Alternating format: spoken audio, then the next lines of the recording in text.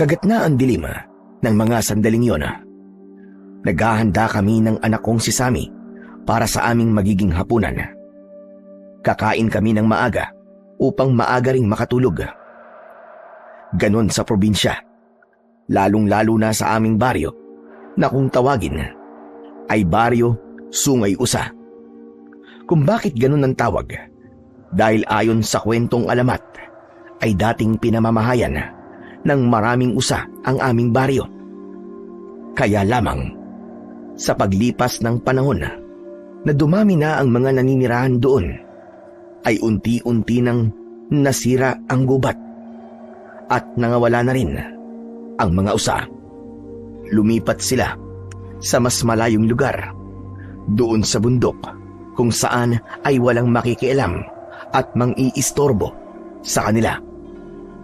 Inihanda ko na ang mainit na kanin at adobong baboy na niluto ko nung pananghalian. Ipinakuha ko sa anak kong si Sammy dun sa kusina ang pitsil ng tubig at baso.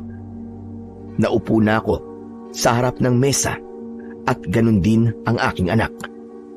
Kapag ganung kakain ay hindi namin nakakalimutan ang manalangin bilang pasasalamat sa may kapal sa ibinigay niyang biyaya sa araw na yon. Naglagay na ako ng ulam sa mainit na kanin na nasa aking pinggan. Unang subo ko pa lang nang marinig ko ang pagkahol ng aking aso na nasa labas ng aming bahay. Kakaiba ang kahol ng alaga naming si Liksi. Tila ba nagagalit dahil ang pagkahol ay may kasama pang pag-angil. Ibig lang sabihin ay malapit sa kinaroroonan ng aso ang kanyang kinakahulan at posibleng gusto siyang saktan. Tumayo ako sa pagkakaupo at hindi na muna itinuloy ang pagkain. Kami anak, sandali lang ha. Mukhang may nakitang kung ano si Liksi. Oo nga po tay, ang ingay-ingay po niya. Ang sakit po sa tenga ng kahul niya. Sige, sandali lang, ipagpatuloy mo lang muna ang pagkain mo ha. Titignan ko lang kung sinong kinakahulan ni Liksi at babalik din kagad ako. Sige po tay, huwag po kayong mag-alala. Hindi ko po kayo uubusan ng ulam. Aba dapat lang, dahil yung braso mong uulamin ko kapag nilantakan mo lahat ng ulam. Sabi ko nga po sa inyo, hindi ko naman po uubusin eh. Napangiti na lamang ako at iniwan na si Sammy. Patuloy pa rin sa pagkahol ang alaga namin na may kasama pang pag-angil. Nang lumabas ako ng bahay, ay biglang huminto ang aso sa kanyang pagkahol. Lumapit siya sa akin at ikinawag-kawag ang buntot. Liksi! Ano ba nangyayari sa'yo? Bakit ang ingay-ingay mo? Kumahol ng isang beses ang aso na tila pagsagot sa akin tanong sa kanya. Kung kaya ko lang umintindi ng kahol ng aso, malamang nalaman ko kung anong dahilan ng pagkahol ng aming alaga. Sino bang kinakahulan mo? Ang ingay-ingay mo. Tila may hinahanap ang aso. Nagpalakad-lakad na tila ba may ibig makita. Inamoy-amoy din ang bawat lugar na lalapitan. Ay nako, ano ba yan Liksi? Ano bang tinatahulan mo ha? Gumanti ng 3 kahol ang aso. Tila ba sinasabi niya na hindi niya na makita yung kanina lang ay kinakahulan niya. O ano? Wala na ba? Hindi mo makita? Hay nako, ikaw talaga. Baka kung ano lang yung kinakahulan mo eh. Minsan palaka o kaya ay tuko na bumababa sa lupa ang kinakahulan mo. Ngayon, hindi mo na makita. Habang kumakawag-kawag ang buntot, ay nagpatuloy sa kanyang paghahanap ang aso. Kaya lang, wala na talaga ang kung anumang nakita niya kanina. Kaya naman, bumalik na ako sa loob ng bahay upang ipagpatuloy ang naudlot na pagkain namin ni Sammy. Tay, ano pong nakita nyo? Ano pong kinakahulan po ni Liksi? Ay nako, wala akong nakita. Mukhang kung anong hayop lang ang nakita niya kanina. Siguro nga po. Sige po tay, kumain na po tayo. Ayan po, may itinira po akong ulam sa inyo. Anak, joke lang naman yung sinabi ko sa'yo kanina. Okay lang na walang ulam ang tatay. Basta meron ng anak ko. Walang problema. Kahit asin lang ang ulamin ko. Ayos na ayos yun. Basta busog ka. Ang itay talaga nagdrama pa. Pero syempre po, ayoko pong kakain kayo ng walang ulam. Kaya nagtira po ako para sa inyo. O ikaw, tapos ka na bang kumain? Opo tay, tapos na po. Solve na. Kaya papanoorin ko na lang po kayong kumain. Pagkatapos kumain ng hapunan, ay nakatoka sa anak ko ang paghuhugas ng aming pinagkainan. Maliit pa siya, ay binigyan ko na siya ng magiging gampanin sa bahay. Dahil ayokong lumaki siya na walang alam sa gawaing bahay. Kaya naman, tinuturuan ko na siya ng mga gawaing alam kong kayang-kaya niya nang gawin. May kalamigan ang gabi. Umihip ang hanging amihan.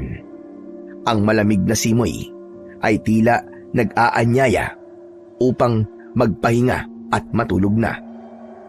Kailangan ko ng panibagong lakas kinabukasan dahil ipagpapatuloy ko ang paggawa ng bahay sa isang kakilala sa kabilang baryo. Pagkakarpintero ang trabaho ko. Gawaing natutunan ko pa sa aking namatay na tatay. Gumagawa siya ng mga bahay at mga kasangkapang yari sa kahoy. Sa ganitong trabaho ko, binubuhay ang aking anak. Habang nag-iisip, ay humiga na ako sa inilatag na banig ng aking anak. Hindi kami magkatabing matulog. Ang anak kong si Sammy ay sa kamang pang-isahan at ako naman ay sa sahig. Habang lumilipad ang isipan ko tungkol sa iba't ibang bagay, ay tuluyan na akong nakatulog. Madalas, ang tilaok ng manok o kaya ay kahol ni Liksi ang aking pagising. Kaya lamang, iba ng umagang yon dahil nagising ako sa malakas na sigaw ng anak kong si Sammy. Bigla kong napabangkawas mula sa pagkakahiga.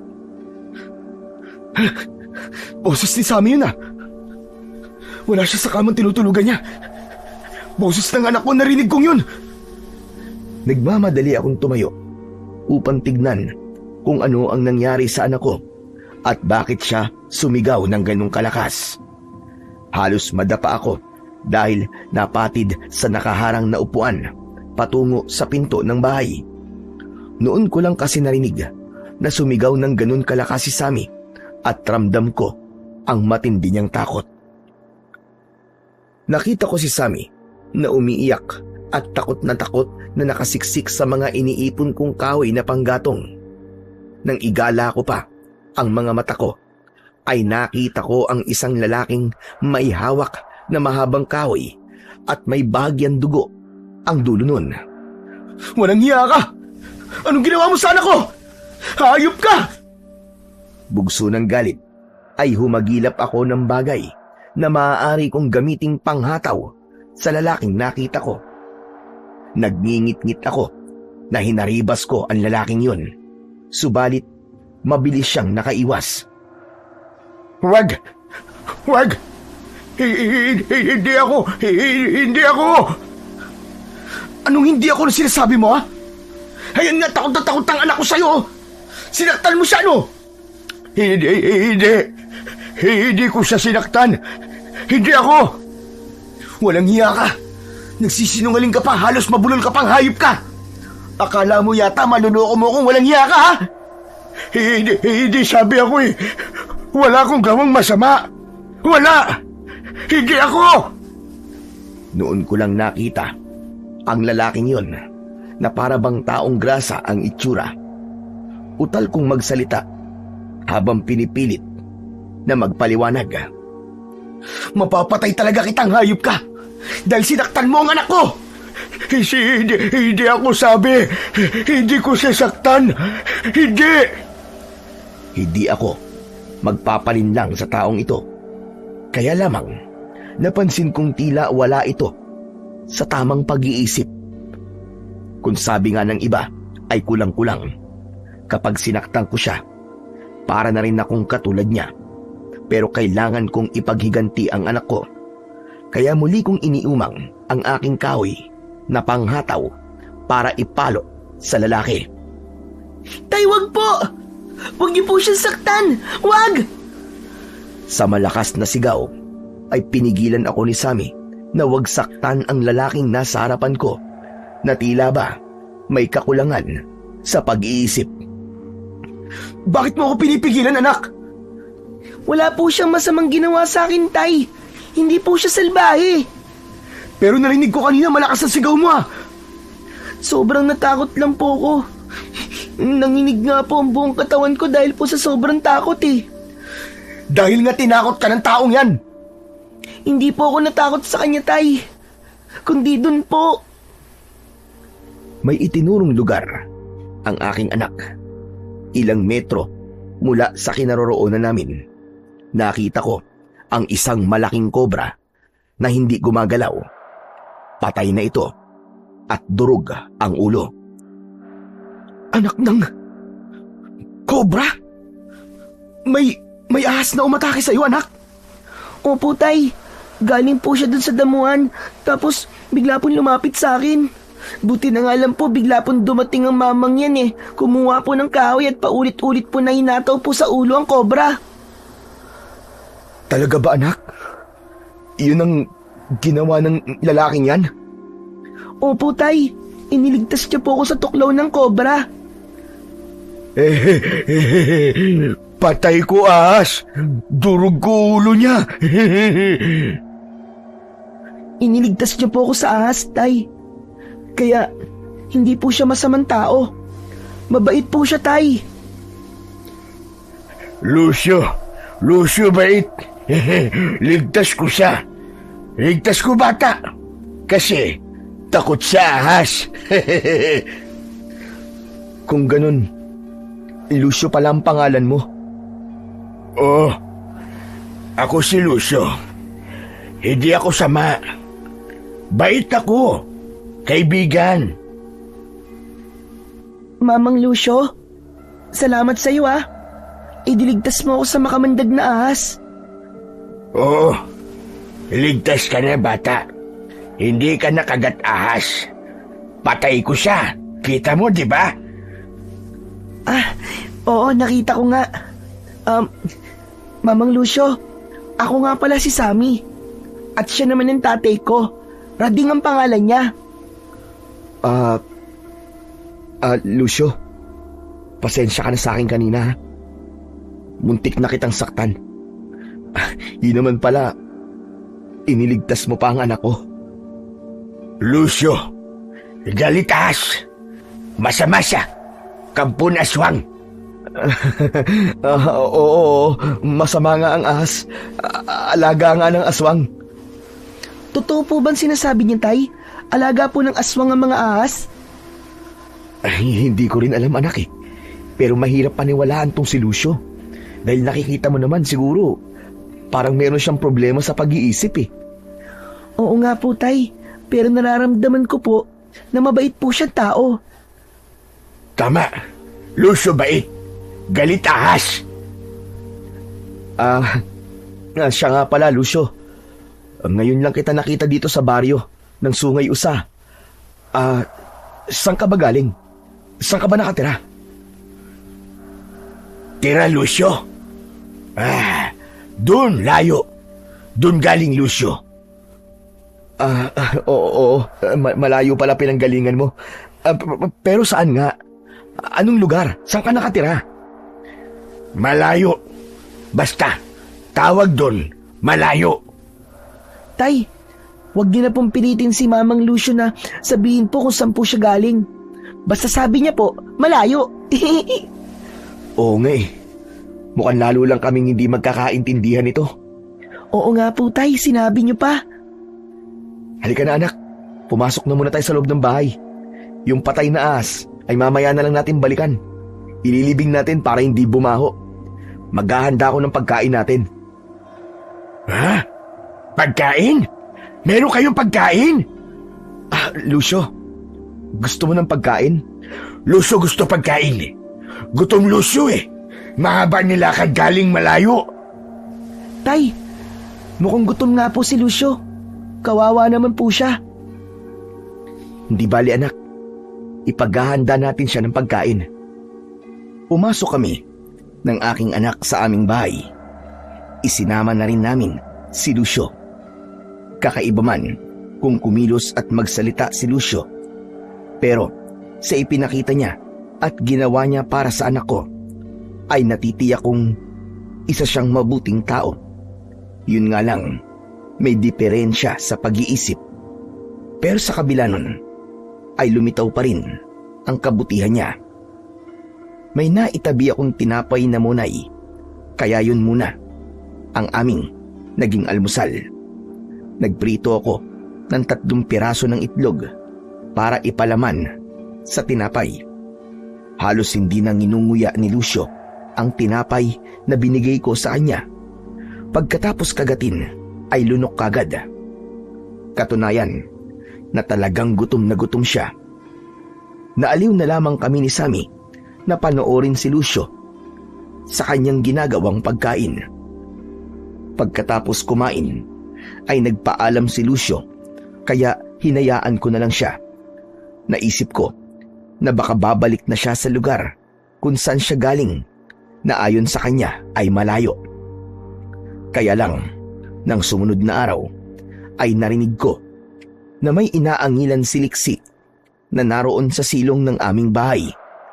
Nang tignan ko, ay nakita ko si Lucio. Siya ang tinatahulan ng aking alagang aso. Oh! Lucio! Hoy Lucio, anong ginagawa mo dyan? Lucio tulog. Dito silong bahay. Ano? Bakit dyan ka natutulog? Wala bahay Lucio eh. Akala ko ba uuwi ka na dun sa malayo? Ayoko na balik dun malayo. Paano ka ngayon? Saan ka titira? Agad niyang itinuro ang silong ng bahay ko. Doon na lang daw siya titira. Kawawa naman pala ang kalagayan ng taong ito. Kapos na nga sa pag-iisip. Hindi pa alam kung saan titira. Dahil may utang na loob ako sa kanya sa ginawa niyang pagliligtas sa anak ko. Kaya naman, inalok ko na lang siya na tumuloy sa kamalig malapit sa bahay namin. Isinama ko siya roon. O hayan ha. Dito ka titira, Lucio. Dito? Dito titira, Lucio? Oo. Gusto mo ba? Oo, gusto Lucio. Meron na ako bahay. Bait mo. Salamat, Rading. Buti naman. Natandaan mo pala ang pangalan ko. Oo, alam ko na. Ikaw, tatay ni Sammy. Kaibigan ko yun eh. Tama. At huwag kang mag-alala. Kung anong pagkain namin, yun din ang pagkain mo. May pagkain na rin, Lucio. Salamat. Oo, pero pwede ba akong makiusap sa'yo, Lucio? Kasi iba na ang amoy mo eh. Parang matagal ka nang hindi naliligo. Masahol ka pa sa imbornal. Lucio baho, hindi ligo. Oo, kaya nga dapat maligo ka. Ayun oh, tignan mo. Nakikita mo ba yung poso ng tubig? Pwede kang maligo dun. Ayaw. Lamig eh. Okay lang yan, Lucio. Mawawala naman yung mabahong amoy mo. Babango ka. Bango, Lucio? Sige, Lucio, liligo na. O sige na, pumunta ka na sa poso at dadalang kita ng sabon at damit na pamalit mo. Sumunod si Lucio sa sinabi ko sa kanya. Nauna na siyang nagpunta sa poso at binombahan niya na yon para lumabas ang tubig. Dinalhan ko siya ng sabon at damit na maisusuot pagkatapos niyang maligo. Tuwang-tuwa naman si Sammy nang makitang bagong paligo si Lucio. Maayos na ang itsura nito at nawala na ang maitim na kulay sa balat. Wow! Gwapo ka naman pala, Mamang Lucio kapag naliligo ka. Para ka palang artista. Lucio, gwapo. Tama, gwapong-gwapo. Yan kasi ang usapan namin ni Lucio, anak. Kailangan maliligo na siya lagi para hindi siya bumaho. Ang bantot niya Ayos yan, Mamang Lucio. Mabango ka na, gwapo ka pa. Ayos. Naging bahagi na ng buhay naming mag-ama si Lucio. Kapos man siya sa pag-iisip, ay napapakinabangan ko siya sa ibang gawaing bahay. Kaya yung mga gawain na dati akong gumagawa, ay siya na lang. Katulong niya si Sammy. Napatunayan ko na talagang mabait si Lucio. Subalit ang kabaitan niyang yon ay pinagdudahan ng isang matandang taga-baryo, sungay usa, si Apo Albino. Nagdali lang. Tama ba, Rading? Sa inyo nakatira ang lalaking kulag-kulag. Si Lucio po bang tinutukoy niyo, Apo Albino? Kung Lucio ang pangalan niya, siya nga ang tinutukoy ko. Bakit, Apo Albino? May problema po ba kayo sa kanya? Abay, oo. Dahil hindi maganda. Alin po ang hindi maganda? Ang nakikita ko at nararamdaman ko para sa kanya. Kakaiba siya. Hindi siya pagkaraniwan.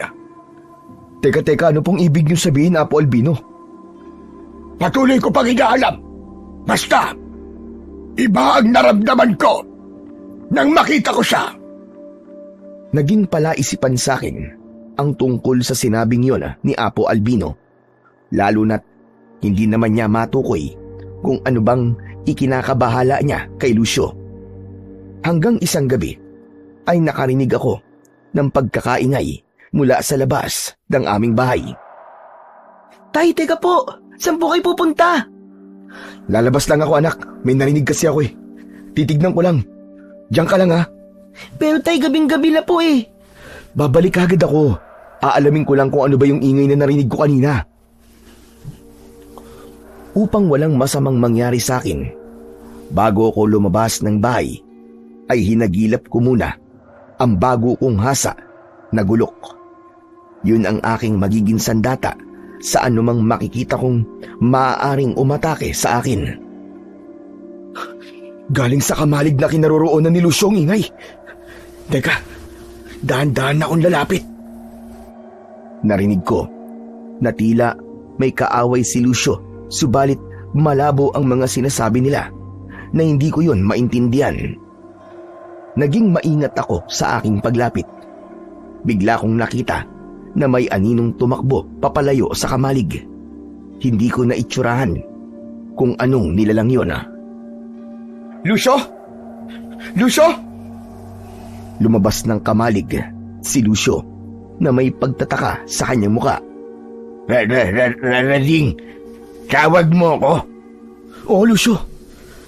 May narinig kasi ako kanina Parang may kausap ka Wala. Usap ko sarili ko. Ako lang yun. Sigurado ka ba? Wala kang kausap? Nag-iisa ka lamang dyan? Oo. Ayos lang, Lucio. Wala kausap. O sige. Ingat ka dyan, ha? Iniwan ko na si Lucio at pumasok na rin siya sa loob ng kamalig. Bago pa ako tuluyang lumayo sa lugar na yon, minsan pa, sumulyap ako sa tirahan ni Lucio. Wala naman akong nakitang pagbabago sa kanya. Pero, ang nagbibigay ng alalahanin sa akin ay yung tungkol sa narinig ko. Kaya naisip ko ang sinabi ni Apo Albino. May kakaiba kay Lucio. Subalit kung ano man yun, ano nga kaya ang kakaiba sa kanya? Pabalik na ako sa loob ng bahay. Iniwan kong nakabukas ang pintuan nang lumabas ako kanina. Subalit nang makapasok ako, May narinig akong may bahagyang ingay mula sa itaas. Kasunod nun, ang ungol ng aking anak na tila ba nahihirapan. Si Sammy! May nangyayari sa anak ko! Nagmamadali akong umakyat ng hagdan. Ganun na lamang ang sindak ko nang makita ko si Sammy na bihag ng isang nakakatakot na nilalang. Isang uri iyon ng aswang at hawak sa liig ang anak ko. Hirap siyang huminga. Sa higpit ng pagkakahawak, nakahanda nitong sakmalin ang liig ni Sammy. Wag! Huwag mo gawin yan sa anak ko! Hindi natuloy ang pagsakmal ng aswang sa leeg ng anak ko at nilingon niya ako. Nakita niya ang hawak kong matalas na itak na handa kong ihataw sa aswang. Kaya binitiwan niya ang aking anak at sinugod ako. Walang hiya kang aswang ka! Ang kapal ng mukha mo! Dito pa mismo sa loob ng pamamahay ko! Hindi ka sasadway ng matalas kong gulo! Paulit-ulit kong iwinasiwas sa nakakatakot na aswang ang tangan kong sandata. Nagagawa ko siyang sugatan, kaya lamang ay para bang baliwala lang yun sa kanya. Anak ng putya! Hindi niya iniinda ang sugat sa kanyang katawan! Paano ko lalabanan ng aswang na to? Nag-aalala ko para sa kaligtasan ng aking anak. Paano ko lalabanan ang isang aswang na tila hindi nasasaktan kahit nagawa ko pang sugatan? Tay! Mag-iingat po kayo! Mapanganib po ang aswang! Kaya ko to, anak! Hindi ako papayag na gawa niya tayo ng masama! Mapapatay ko muna siya! Pilit kong pinalalakas ang loob ko at ipinapakita ko sa aking anak na kakayanin ko ang aswang. Paraan ko yun upang hindi siya matakot. Kaya muli ko siyang hinarap. Subalit tila nakikipaglaro lang siya sa akin at tinatawanan pa ang bawat paghataw ko sa kanya gamit ang aking matalas na gulok. Nakakaloko ang aswang na to ha! Ano ba dapat kong gawin sa kanya? Nakita kong huminto ang aswang sa pag-atake sa akin. Wari ba'y kumukuha siya ng buwelo. Pinagmamasdan niya ako mula ulo hanggang paa. Sa kabigla niyang itinaas ang kanyang dalawang kamay na nakaumang sa akin ang matatalas na mga kuko. Inilabas din niya ang kanyang mga pangil. Nakadama ko ng takot pero mahigpit pa rin ang pagkakahawak ko sa itak na sandatang gamit ko. Bahala na. Diyos ko, huwag mo akong pababayaan. Kailangan pa ako ng anak ko. Pasugod na sa akin ang aswang. Nang makita ko mula sa pinto ng bahay, ay nagmamadaling pumasok si Lucio. Wag mo siyang saktan! Tumigil ka! Halimaw ka! Sa madiin at mataas na boses ni Lucio, ay nakita kong hindi gumalaw sa kanyang kinatatayuan ang aswang. Nakatingin lang ito kay Lucio. Hindi ka dapat nandito. Umalis ka rito. Kampo ng dilim. Hindi pa rin gumalaw sa kanyang kinatatayuan ang halimaw. Nangangamba ko sa susunod na mangyayari. Baka si Lucio naman ang atakihin ito. Nang humakbang papalapit si Lucio sa aswang, nakita ko ang paghakbang din ng aswang, subalit papaurong yun. Bago pa siya ganap na malapitan ni Lucio, ay tumalon sa bintana ang aswang. Tumakbo itong papalayo hanggang sa mawala sa kadiliman. Hindi ako makapaniwala at ipinagtaka ko ang ikinilos ng aswang. Napaisip ako, takot nga kaya ang aswang na yon kay Lucio? Kung takot nga ito, ay ano ang dapat niyang katakutan sa isang taong kapos sa pag-iisip? Agad kaming nilapitan ni Lucio. Nang makaalis ang aswang, nakita ko sa mukha niya ang pag-aalala. Okay ka lang ba, Rading?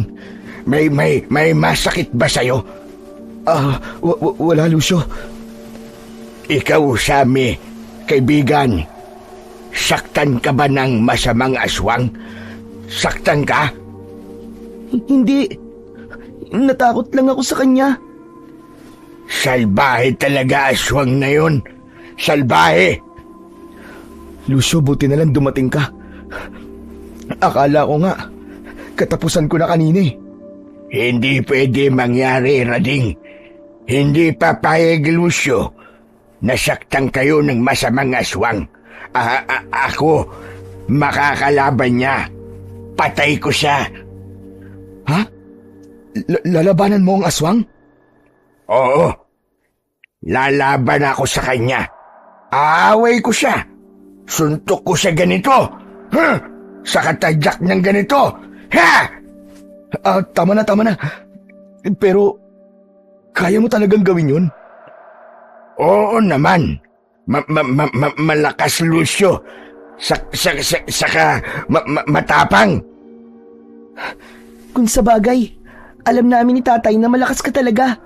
Dahil ginawa mo yun sa cobra na gustong umatake sa akin. Oo nga, Lucio. Ikaw nga pala ang pumatay dun sa cobra. Alaga aswang cobra. Talaga ba? Alaga ng aswang ang cobra na pinatay mo? Oo. Paborito niya alaga yun. Nagalit aswang. Kaya nagpunta dito. Ibig mong sabihin gusto niyang ipagiganti yung alaga niyang ahas? Oo. Pero wag kayong mag-alala. Lucio, hindi papayag. Lalabanan ko siya. Pagtatanggol ko kayo. Ang tapang mo talaga, Lucio. Ayoko salbahe. Ayoko masama. Galit ako sa kanila. Pero Lucio, bakit parang natakot sa'yo kanina yung aswang? Kasi lalabanan ko siya. Patay ko siya. Alam ko yun, kaya lang aswang yun eh. Makapangyarihan yun. Pero ikaw, ano bang kinakatakot niya sa'yo? Ako lang. Takot sa Lucio. Pero, bakit nga po, Mamang Lucio? Bakit po natakot po sa inyo yung aswang? Sabi ko nga, papatayin siya, Lucio. Ayaw ng aswang mamatay. Isa yun sa ipinagtataka ko. At hindi ko mahanapan ng tamang sagot mula kay Lucio. Bakit natakot sa kanya ang aswang? Mas kinatakutan ng aswang ang isang taong kulang-kulang at wala namang anumang hawak na sandata. Sana nga lang ay makakausap ko ng maayos si Lucio para mabigyan ako ng tamang sagot. Dahil wala namang masamang nangyari sa amin ng anak ko, kaya naging maayos ang lahat. Mahaba pa ang gabi ng mga sandaling yon. Subalit hindi na ako dalawin pa ng antok. Pero si Sammy, ang aking anak, ay sinabihan kong piliting matulog. Nakatulog naman kagad ang bata. Samantalang si Lucio ay hindi na bumalik sa kanyang kamalig, kundi naupo na lang siya sa labas ng bahay. Sinabihan ko na bumalik na sa kanyang tinutuluyang kamalig para makapagpahinga. Subalit ayaw nito. Magbabantay daw siya sa bahay ko hanggang umaga. Hindi daw niya kami iiwan dahil baka bumalik daw ang aswang at kung anong gawin sa amin ni Sammy. Sa mga sinabing yun ni Lucio ay naramdaman ko ang pagpapakita niya sa amin ng pagpapahalaga. Kapos sa pag-iisip pero hindi kapos sa ipinadaramang pagmamahal sa amin ng anak ko. Isang bagong kaibigan na kung ituring kami ay isang pamilya. Dahil sa palaisipan sa akin ang mga ginagawang yun ni Lucio, naalala ko kung ano ang mga nasabi sa akin minsan ni Apo Albino. Kaya pagkagaling ko sa trabaho ko bilang karpintero, ay dumaan muna ako sa kanya. Ikaw pala, Rading. Inaasahan ko talaga na babalik ka rito. May mga nais lang po akong itanong sa inyo, Apo Albino. Tungkol ba sa taong pinatira mo sa inyong kamalig? Opo. Tungkol nga po sa kanya. Malamang, may mga hindi magandang nangyari yan eh. Sinabi ko kay Apo Albino ang mga ginawa ni Lucio. Kung paano niya kami iniligtas sa aswang na bigla na lamang sumulpot sa bahay namin. Maging ang ipinakitang takot ng aswang sa taong kapos sa pag-iisip. Sinasabi mong iniligtas kayo ni Lucio? Opo, Apo Albino. Yun po ang katotohanan. Pinaliwalaan mo naman! Dahil yung po nakita ko, Apo Albino. Handa po siyang ibuwis ang buhay niya para labanan po ang aswang. Para po sa amin ng anak ko. Isang paglalaro. Posibleng isa lamang panlilin lang yon. Ano kanyo? Panlilin lang? Ang alin po, Apo Albino? Ganito ba? Di siyempre, ang ipinakikita sa iyo ni Lucio. Ano pong ibig niyo sabihin? Maaaring alagad siya ng dilim. Subalit, nagpapakita siya ng mabuti. Dahil may iba siyang hagarin. Pero napakabait po niya, Apo Albino. Ay, madaling magpakita ng kabaitan. Subalit ang kalooban ay kasamaan. Ayoko rin pong husgahan siya, Apo Albino. Ang kailangan mo ay mag-ingat. Maging mapagmatsyag sa lahat ng kilos ng taong yon. Pero, anong kailangan niya po sa amin ng anak ko? Kung talagang kampon po siya ng kadiliman. May sariling dahilan ang kadiliman kung bakit sila nang bibiktima. Maaaring ito'y karagdagang lakas at kapangyarihan para sa kanila. Maaari ding may hinahangad silang mas mataas na posisyon upang siya'y tingalain at maging pinuno. Iba-iba at mahirap yun ipaliwanag. Sige po, Apo Albino. Dodoblihin ko na lang po ang pag-iingat at gaya po ng sinabi nyo, magiging mapagmatsyag po ko. Tama yon, Rading. At huwag kang mag-alala.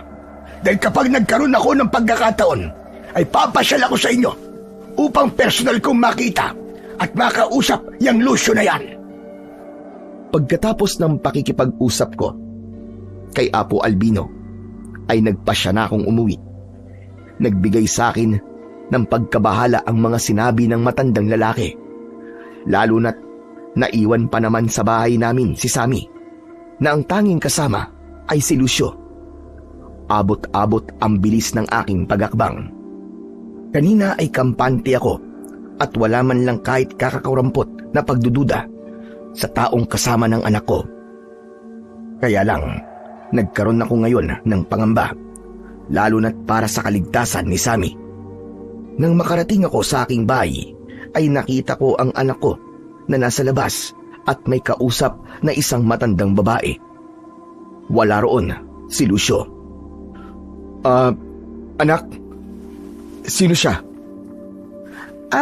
Siya po si Lola Norminta. Nakita ko po siya kanina.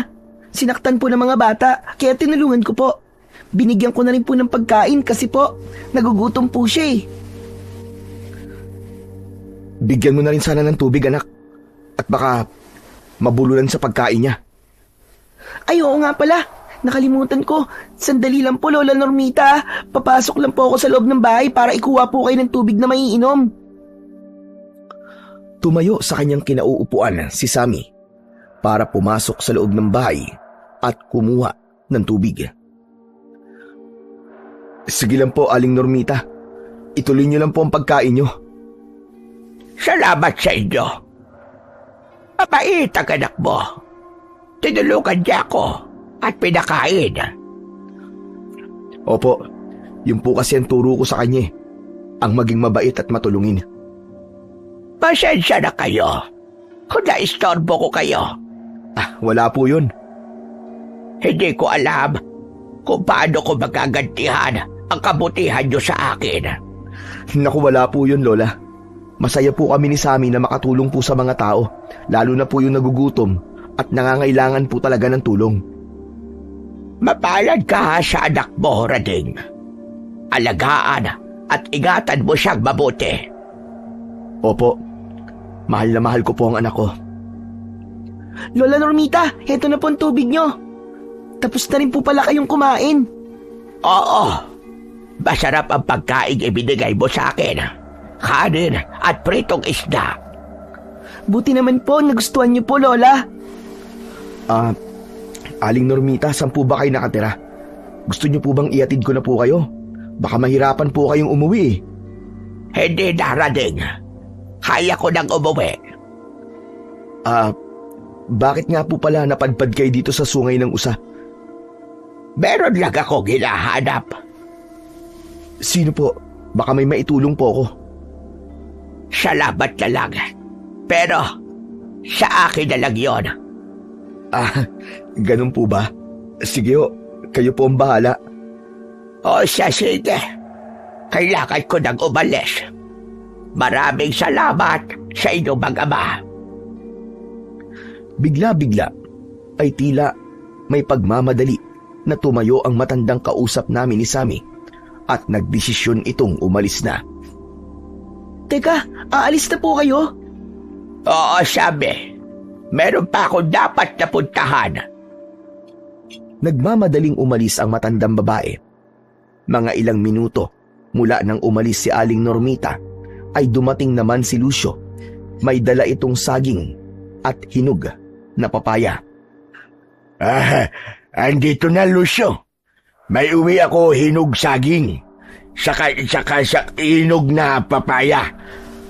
Para sa'yo, kaibigan ko, Sammy. At sa'yo din, Rading. Kasi, bait kayo sa akin.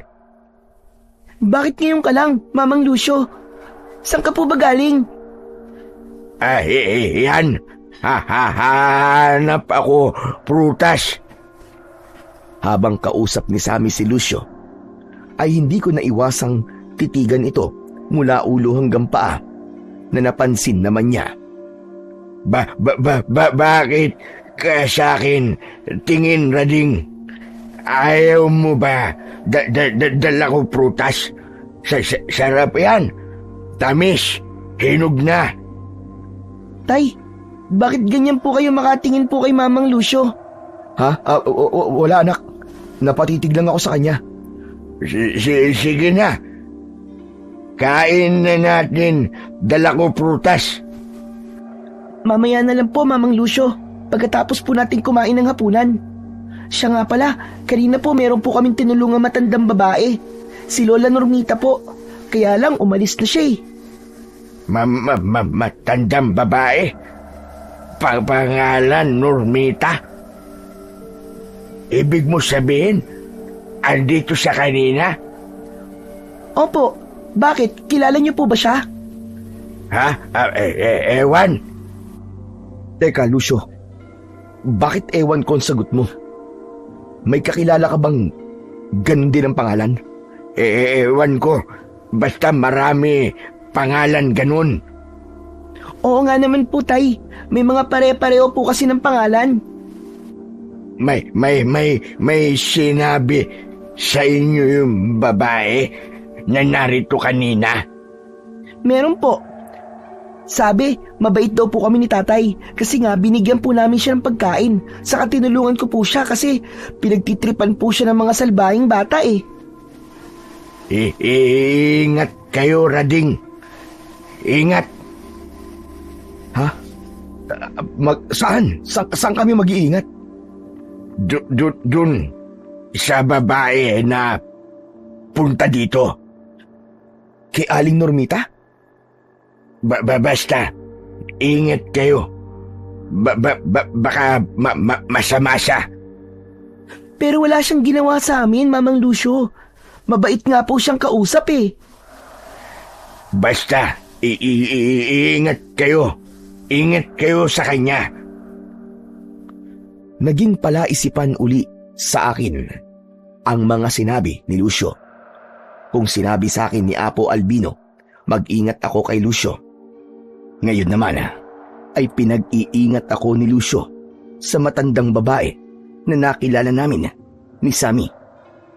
Talagang nahihiwagaan ako at nagtataka sa mga nangyayari. Sino ba si Lucio at si Aling Normita? Bakit mula nang nakilala ko ang mga taong ito ay nagkaroon ako ng pangamba at pag-aalala? Sino ba ang mga nilalang na ito na dumating sa buhay namin ng anak ko?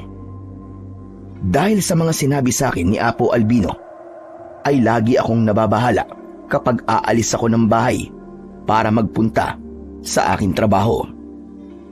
Tay, isasama niyo po ako sa trabaho niyo? Oo anak, aalis na tayo. Tay, wag na po. Okay lang naman po ako dito sa bahay eh. Saka nandito naman po si Lucio. Kaya hindi po ako nag-iisa dito. Yun na nga eh. Hindi maaaring si Lucio lang ang kasama mo rito. Ha? Bakit po? Dati naman po 'di ba kay Lucio niyo po ako iniiwan? Ngayon, ayaw niyo na po? Nag-aalala kasi ako anak eh. Tay, ayos lang po ako. Saka mabait naman po si Mamang Lucio eh. Ilang ulit na nga po niyang iniligtas ang buhay ko, di ba? Pati nga po kayo. Tinulungan po niya dun sa aswang na umatake sa atin. Paano anak? Kung aswang din si Lucio? Hey, Tay, joke po ba yan? Si tatay talaga oh, kung ano-ano sinasabi. Anak, nag-iingat lang ako. Nakakahiya naman po kay Mamang Lucio. Siya na nga po yung tumulong sa atin sa aswang tapos sasabihin niyo pa po na baka aswang din siya. Kung aswang po siya, tsak, napinatay niya na po tayo. Pero buhay na buhay pa rin po tayo hanggang ngayon eh. Anak, iba na ang panahon ngayon. Alam mo yun, di ba? Pero tayo natitiya ko po, hindi po masamang tao si Mamang Lucio. At lalong hindi po siya isang aswang. Hindi ko makumbinsi ang anak ko para sumama na lang siya sa trabaho ko. Kaya inisip ko na lang na sana nga ay mali ang kutob ni Apo Albino dahil hindi ko kakayaning mapahamak ang anak ko. Aalis na sana ako ng bahay nang makita ko si Apo Albino na paparating. Maigi na lamang at hindi ka pa nakakaalis, Rading. Napasyal po kayo, Apo Albino. Nakapangako ko sa iyo, Rading. Sabi ko, di ba, kapag nakaluwag ako ng oras, ay papasyal ako rito. Dahil ngayon sa sinabi mo sa akin. Kumusta po kayo, Apo Albino? Okay lang naman ako, Sammy. Ay siya nga pala, nasan ba ang kasama niyo rito? Si Lucio po ba, Apo Albino? Oo, iyo. Dahil naikwento sa akin ng tatay mo na may pinatuloy kayo rito. Ayun po siya sa may bandang Kamalig. Palapit na po siya sa atin. Habang naglalakad papalapit sa amin si Lucio, ay nakatingin lang sa kanya si Apo Albino. Titig na tila ba pinag-aaralan ang pagkatao ng lalaking kulang sa pag-iisip. May bisita pala kayo, Rading. Sino siya? Si Apo Albino. Kung gano'n, ikaw pala si Lucio. Opo. Bakit po? Nais ko lang na makilala ka, Lucio. Ikaw, Albino. Ako naman, Lucio. Magkakilala na tayo. Napansin ko na nakatitig pa rin si Apo Albino kay Lucio.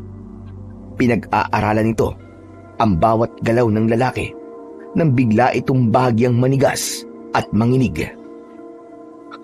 Apo Albino, bakit po? Ano po nangyayari sa inyo? Bakit po siya nanginginig, Tay? May sakit po ba si Apo Albino? Hindi ko alam, anak. Saglit pa ay nawala ang biglaang paninigas at panginginig ni Apo Albino habang nakamasid lamang sa kanya si Lucio. Apo Albino, okay na po ba kayo? Oo, ayos na ako. Ano po ba nangyari sa inyo? Malakas. Matindi ang lakas.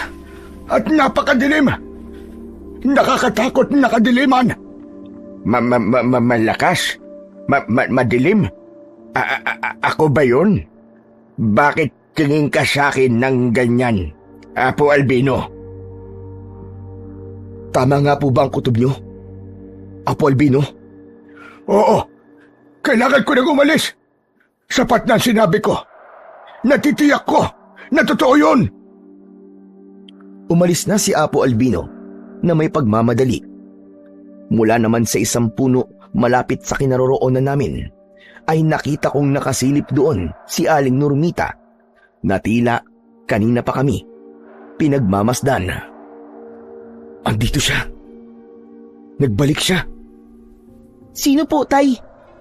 Si Aling Normita. Hala, oo nga po. Ayun po siya, Tayo.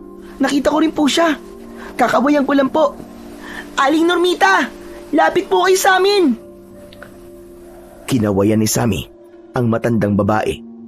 Subalit, tila at tubili ito sa paglapit. Nagulat na lamang ako nang biglang nagsalita ng malakas si Lucio na tila nagagalit. Siya yun. Hindi ako. Siya ang masama.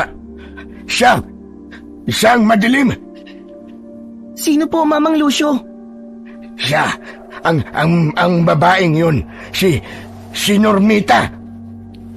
May galit at sabay turo ni Lucio sa lugar ng kinaroroonan ni Aling Normita. Siya ang masama. Siya ang may taglay na lakas. Mula sa dilim. Ba't sinasabi mo yan, Lucio? Akala ko ba hindi mo siya kilala? Masama siya. Masama. Dapat siyang umalis dito. Hindi siya bagay dito. Tumakbo si Lucio palapit kay Aling Normita. Subalit bago pa siya lapitan ni Lucio ay nagmamadali ring umalis ang matandang babae. Tay, ano po nangyayari? Bakit po inabol ni Mamang Lucio si Aling Normita? Hindi ko rin alam, anak eh. Naguguluhan din ako sa mga nangyayari. Sinabi ni Lucio na hindi niya kilala si Aling Normita pero ngayon, nagagalit siya. Pagkatapos ng pangyayaring yun, na hinabol ni Lucio si Aling Normita, ay hindi na bumalik si Lucio. Inabutan na ng dilim.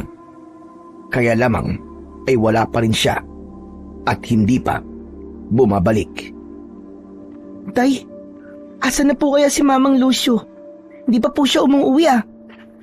Nagtataka nga ako sa kanya, anak eh. Bigla na lang niyang hinabol si Aling Normita. Baka po magkakilala sila.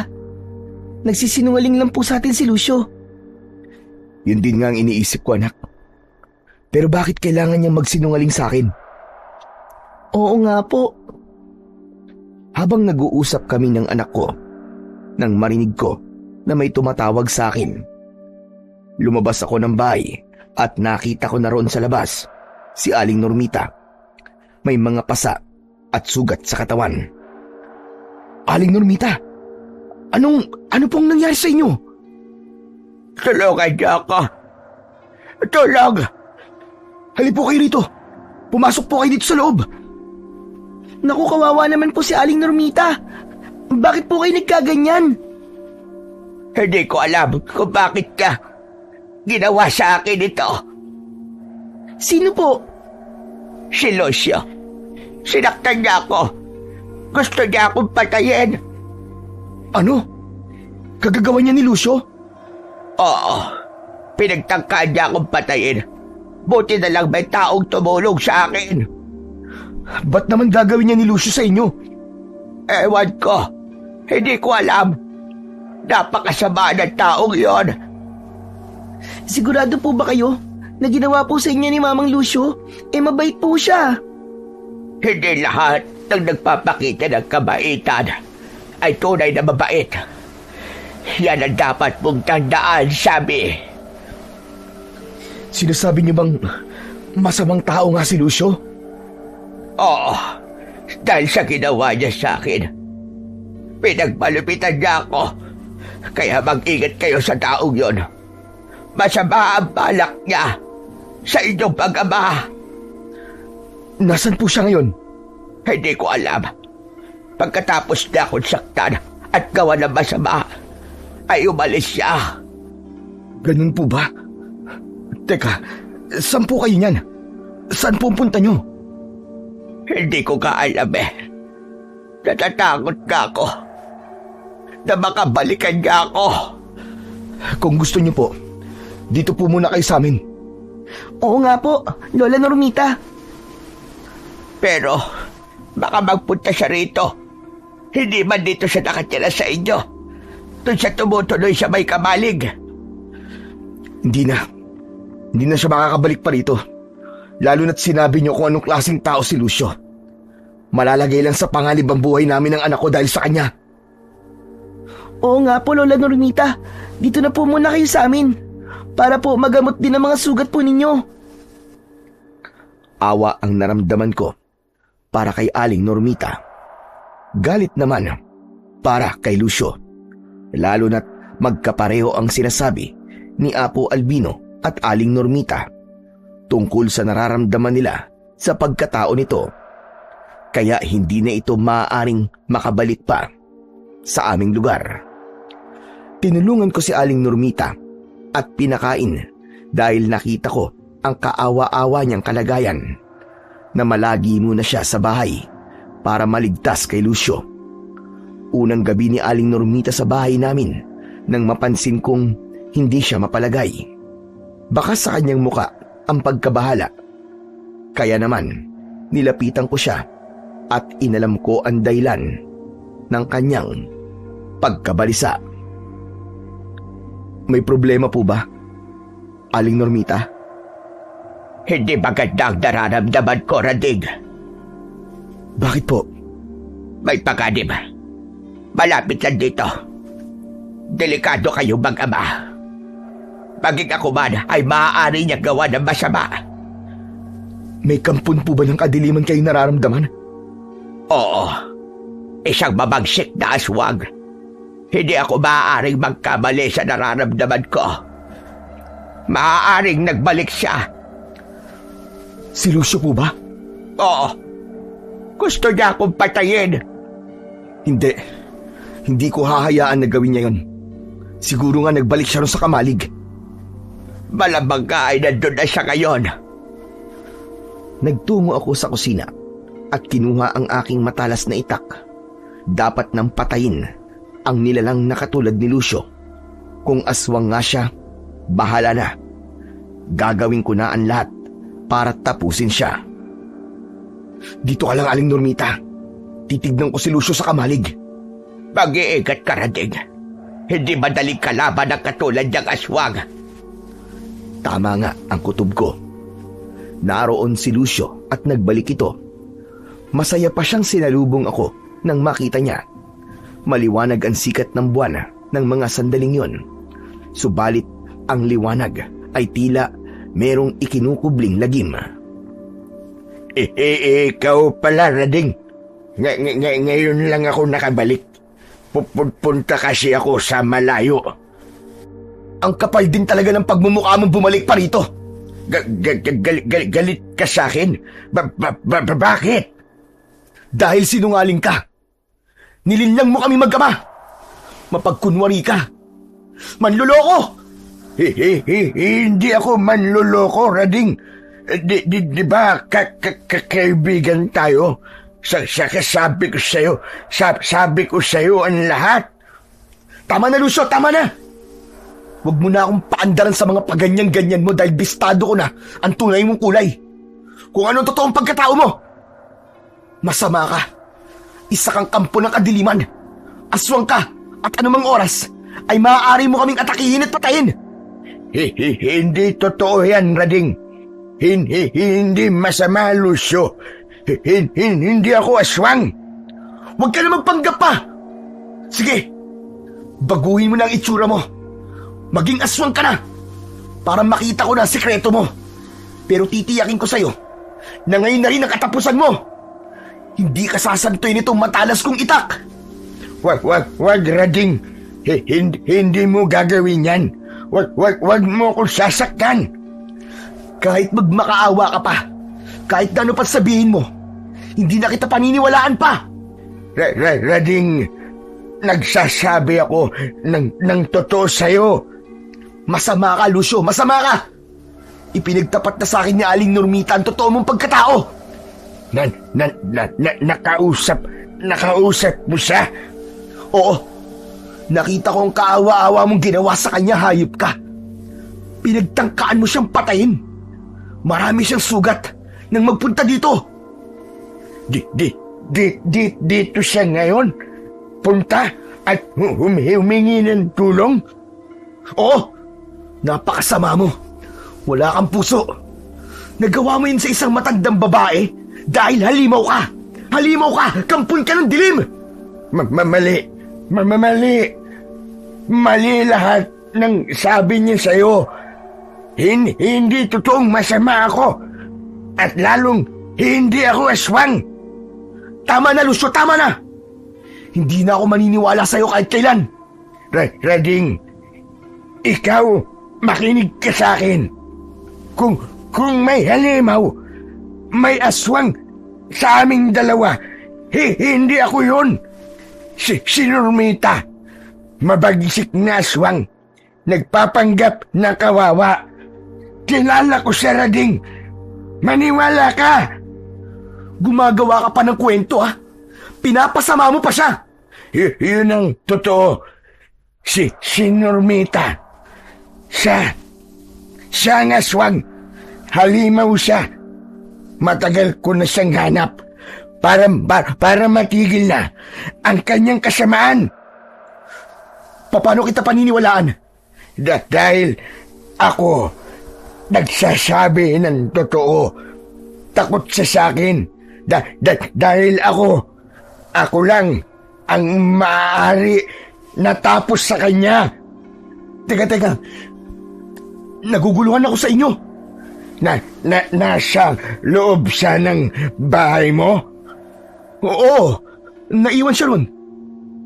Kasama ni Sammy. Hindi mo dapat gawa yun. Iniwan mo mag-isa Sammy. Kasama aswang. Pagkatapos malaman ni Lucio na kasama ni Aling Normita ang anak ko, tumakbo siya patungo sa bahay at labis ang pag-aalala.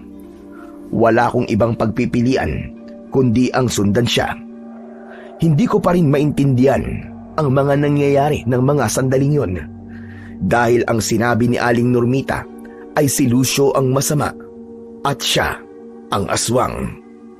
Kaya lamang, ayon naman kay Lucio, ay si Aling Normita ang mapagpanggap, ang matandang babae, ang totoong kampon ng dilim.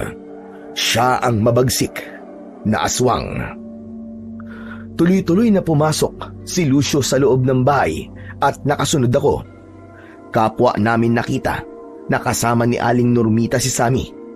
Takot at umiiyak ang bata. Lumayo ka sa kaibigan ko, Normita! Wag mo siyang idamay! Wag mo siyang idamay sa kasamaan mo! Ano ba sinasabi mo, Lucio? Rading, lumayo ka kay Lucio. Hindi ka ligtas sa kanya. Tama na ang pagkukunwari mo, Normita. Alam mo kung ano ang totoo. Oo, alam ko na ikaw ang masama. Ikaw ang aswang. Wag mong linlangin si Rading. Tama na ang pagpapanggap mo. Kahit na ano pa sabihin mo, dapat ka nang mawala. Dapat ka nang tapusin. Noon ko lang nakita yon. May kinuha sa kanyang bulsa si Lucio. Isang medalyon yun na ipinakita sa akin. Rading, huwag kang papayag na saktan ako ng aswang na si Lucio. Gusto niya akong patayin para pakinabangan niya kayo. May masama siyang plano. Nagagalit siya dahil binisto ko na sa inyo ang katotohanan. Lucio, kung may katibayan ka para paniwalaan ka na ikaw ang nagsasabi ng totoo, katulad mo, ay meron din akong taglay na medalyon. Hinawi ni Aling Normita ang kanyang mahabang buhok at ipinakita ang nakasabit sa leeg na medalyong itim. Wag kang maniwala sa kanya, Rading. Halimaw ang matandang yan. Sabi, halika. Lumapit ka sa akin. Lumayo ka kay Normita. Pero wala po siyang masamang ginawa sa akin. Ang totoo po, nananaginip po ako ng masama. Ginigising niya po ako. Tinulungan niya po ako. Narinig mo ba yun, Lucio? Tinulungan ko si Sammy. Totoo ba ang sinabi niya, anak? Opo, Tay.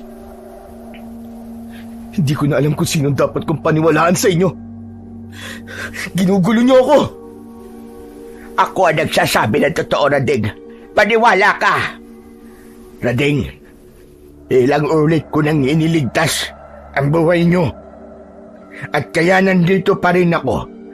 Kasama niyo para protektahan kayo ng anak mo. Dahil kaibigan ko kayo, di ba? Sammy, anak, halika. Umalis ka kay Aling Normita. Lumapit ka sa akin. Opo, Tay. Dahil hindi ko alam kung sino ang dapat kong paniwalaan sa dalawa. Pareho kaming walang katiyakan ng anak ko kung kanino kami higit na ligtas. Kaya naman, nagdesisyon ako. Isa man sa inyo ay hindi na maaaring pumirmi dito sa lugar ko. Pero Tay, wala naman po silang ginagawang masama. Tama ka, anak. Kaya lamang, hindi natin alam kung sino sa kanilang dalawa nagsasabi ng totoo eh. Ibig lang sabihin nun, parehong nasa panganib ang buhay natin. Nakasama sila. Kung yun ang gusto mo, Rading, aalis na ako gayon rito. Okay lang po, Lola Normita. Ikaw naman, Lucio. Iiwan mo ng amalig. Hindi ka na maaaring tumira pa ron. Sakit sa loob ko na naiwan kayo ni Sammy. Pero aalis na rin ako. Pero kaibigan ko kayo. Kahit anong mangyari. Sige na, umalis na kayo. Dahil isa man sa inyo ay hindi namin maaaring pagkatiwalaan. Dahil sigurado ko sa aking naging desisyon, kaya hinayaan kong umalis ang dalawa. Subalit ang pag-alis nila ay hindi nangangahulugan ng aming kaligtasan. Lalo na't ang totoo ay isa sa kanila ang maaaring naghahangad talaga ng aming kapahamakan. At ang isa naman ay nagnanais ng aming kaligtasan. Ngunit hindi ko tiyak kung sino sa kanila ang kakampi at sino ang totoong kaaway at kampo ng kadiliman. Kaya naman ang gabing yun na lumipas ay nagbigay ng lalo pang ligalig sa isipan ko. Hindi ko maintindihan kung bakit pinuntahan kami ng mga nilalang na katulad ni Lucio at Aling Normita. Hindi na ako makatulog sa pag-iisip sapagkat niligalig ng pangyayaring yon ang utak ko. Upang mapagaan ang mga iniisip ko, ay nagbalik ako kay Apo Albino. Magbabaka sakali akong matutulungan niya ako. Kaya lang ang nakapagtataka, maging siya ay nagbago na rin ng mga sinasabi. Pasensya ka na, Rading. Hindi kita matutulungan. Pero kayo po nagsabi na si Lucio po ang siyang masama. Siya po ang kampo ng kadiliman. Dahil yun nga ang naging kutob ko. At si Aling Normita po, Katulad ng nararamdaman ko kay Lucio nung nakita ko siya. Madilim.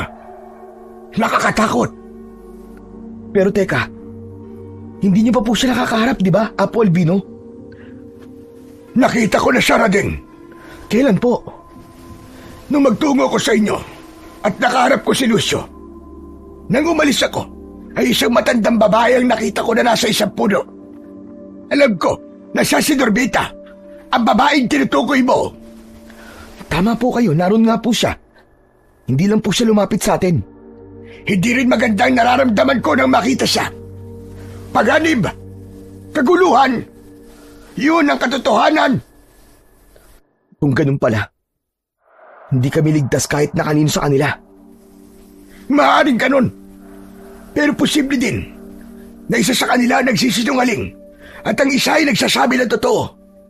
Yun ang hindi ko kayang sabihin. Nahihirapan akong maramdaman yun. May humahad lang para malaman ko. Pero pinaalis ko na po silang dalawa. Isa man ay hindi na po maaaring makalapit sa aming bahay. Hindi ibig sabihin nun. Naligtas na kayo, Rading. Ibig niyo pong sabihin babalik sila? May pinaplanong masama ang isa sa kanila. Maaaring kailangan niya kayong mag-ama o magagamit nila kayo para sa kanilang pansariling pakinabang. Kailangan ng mga masasamang nilalang ang buhay ninyo. Dahil may magiging pakinabang sila. Hindi ko na po alam kung anong gagawin ko, Apo Albino.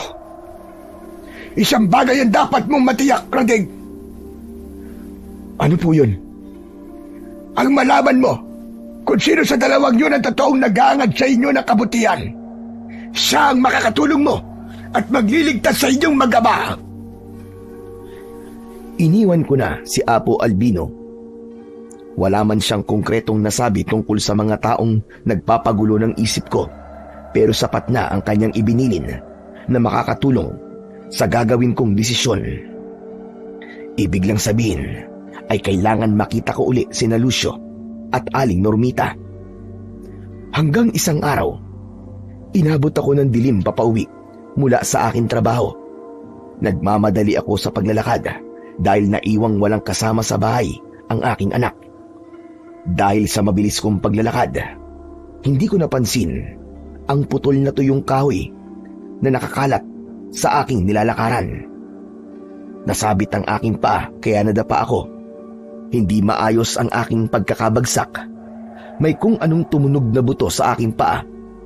Nakaramdam ako ng biglang pananakit at nahirapan akong igalaw yon. Aray! Aray ko! Hindi ko maitukod ng paa ko. Aray, aray! Ang sakit! Kung mamalasing ka nga naman, oo! Matindi ang sakit na nararamdaman ko sa aking paa. Hindi ko mawari kung napilayan ba ako o may ugat na naipit. Naigalaw ko ng bahagya ang mga paa ko. Kaya lang, masakit pa rin. Hirap akong makatayo. Aray, paano ba to? Hindi ako makatayo para lumakad. Malayo pang bahay ko. Hindi ko rin alam kung may mapapadaan sa lugar na to para hingan ko ng tulong. Anak ng putya naman, oh. Ano bang gagawin ko? Pinilit kong kumilos. Gumapang ako habang hila ang aking paa. Kaya lamang, sadyang masakit. Ang tanging panalangin ko na lang ng mga pagkakataong yon ay may taong mapadaan sa kinaroroonan ko. Kundi di ko na alam kung paano akong makakauwi. O kaya naman ay mabawasan ang pananakit at kayanin kong lumakad kahit medyo mahirapan pa ako. Ang mahalaga ay makauwi lang ako sa bahay dahil walang kasama roon ang anak ko. Baka bumalik roon sina Lucio o di naman kaya ay si Aling Normita. Hinilot-hilot ko ang parte ng paa ko na apektado para maibsan ang sakit at makatayo ako. Tila bahagyang gumana yon. Himalang nabawasan ang sakit. Kaya naman, sinamantala ko na yon para makatayo. Humawak ako sa puno na malapit sa kinaroroonan ko para piliting makatayo. Nagawa ko namang makatayo pero pinakikiramdaman ko pa rin kung makakaya kong humakbang. Naitukod ko ang paa ko kahit naroon pa rin ang kirot. Ngunit konti na lang. Naihakbang ko na rin ang mga paa ko. Mabagal ang aking lakad. Mula sa masukal na lugar na aking kinaroroonan ay may narinig akong pag-angil ng tila isang hayop. Nag-uumpisa na ring dumilim noon ang buong paligid. Napahinto ako at nakiramdam kung anong hayop yun at saang lugar nang gagaling ang naririnig kong pag-angil. Ganun na lamang ang gulat ko na mula sa aking likuran ay lumabas ang isang halimaw. Nakakatakot ang kanyang anyo. May matatalim na pangil at matutulis na mga kuko na animo ay mga patalim. Isang uri yon ng aswang. Hindi ako maaaring magkamali. Isang aswang na kung tawagin ay aswang Harimodon. Ang anyo nito ay tila isang baboy ramo, subalit nakatayo na parang tao sa aking harapan. Sa pagkakabigla at naramdamang takot, ay napahakbang ako paurong. Dahil masakit ang aking paa, hindi naging maayos ang aking paghakbang. Kaya bumagsak ako ng paupo.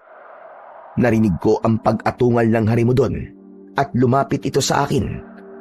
Akmang susunggaban na ako ng halimaw nang marinig ko ang boses ng isang babae.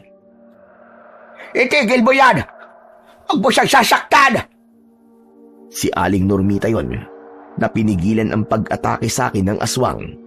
Hindi ko alam kung saan nanggaling ang matandang babae.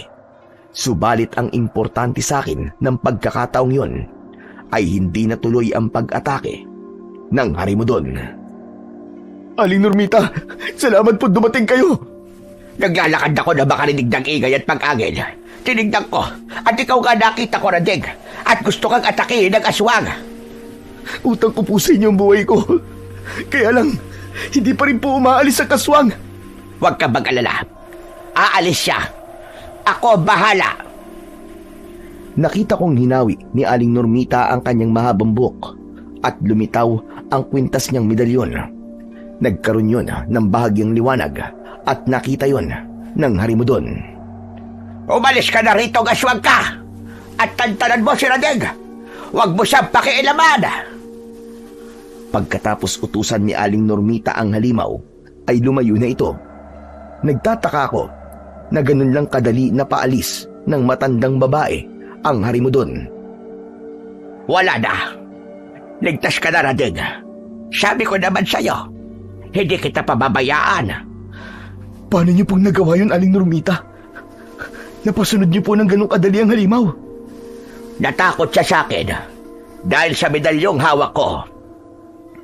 Kung ganun, isa po kayong manunugis ng aswang. Ewan ko kung yung ba ang tawag doon. Hindi siya manunugis, kundi isa siyang mapangpanggap na aswang. Napalingon kami ni Aling Normita mula sa likuran namin. Naroon pala si Lucio. Kanina pa marahil nakikinig sa aming pag-uusap. Lucio, anong ginagawa mo rito? Bakit ka nandito? Bantay kita, Rading. Dahil kaibigan kita. Ayokong mapahamak ka. Andiyan naman si Aling Normita eh. Hindi niya ako pababayaan. Katunayan nga iniligtas niya ako sa aswang na harimudon na humarang sa akin. Kaya hindi ka rito kailangan, Lucio. Makakaalis ka na. Ikaw ang dapat na umalis. Ikaw yun, Normita. Lubayan mo si Rading. At magpakatotoo ka na. Baliw ka na talaga, Lucio. Baliw! Dapat kang mawala, Normita. Para wala nang magasik ng lagim. Muli ay kinuha ni Lucio sa kanyang bulsa ang isang medalyon at itinaas yun. Ikinatakot yon ni Normita. Nagbigay ng malakas na liwanag ang medalyon. May lumalabas na mga tila maliliit na kidlat mula sa medalyong hawak ni Lucio. Gagamitin mo rin ang medalyon mo, Normita, para malaman ni Rading kung ano ang katotohanan. Subalit hindi ginamit ni Normita ang kanyang suot na medalyon. Ayaw mo gamitin dahil medalyon yan ng dilim para palakasin ang ginagawa mong kasamaan at hindi para sa pagliligtas at paglaban sa mga kampon ng dilim. Hindi ko alam ba't sinasabi mo, pero tandaan mo ito, Lucio. Hindi pa ako tapos sa'yo. Puro kasatsat, pero di mo ako kaya. Dahil ako ang totoong manunugis. Ako ang tatapos sa aswang na kagaya mo. Muling itinaas ni Lucio ang kanyang hawak na medalyon. Minsan pa, lumabas ang tila maliliit na kidlat at tumatama sa katawan ni Aling Normita. Napapasigaw ito at tuluyan ng tumakbo papalayo. Umalis na ang totoong aswang. ang tunay na kampon ng dilim. Si Normita? Siya ba ang kampon ng dilim? Siya ang tunay na aswang? Tama ka, Rading. Siya ang mapanganib na aswang na binabantayan ko. Pero kanina lang, iniligtas niya ako sa aswang na mukhang baboy Ramo. Aswang yun. Nalikha niya. Aswang na ginamit niya para maniwala ka sa sasabihin niya. Teka, totoo ba lahat ng sinasabi mo, Lucio? Hindi pa rin ikaw naniniwala, Rading? Ewan ko. Gulong-gulo ako. Ako, Lucio. Ako ang totoong kalaban ng aswang. Ako ang manunugis. Pero kakaiba kay. Bakit ikaw ang manunugis? Hindi ako talagang ganito, Rading. Nagkaganito ko dahil sa aswang.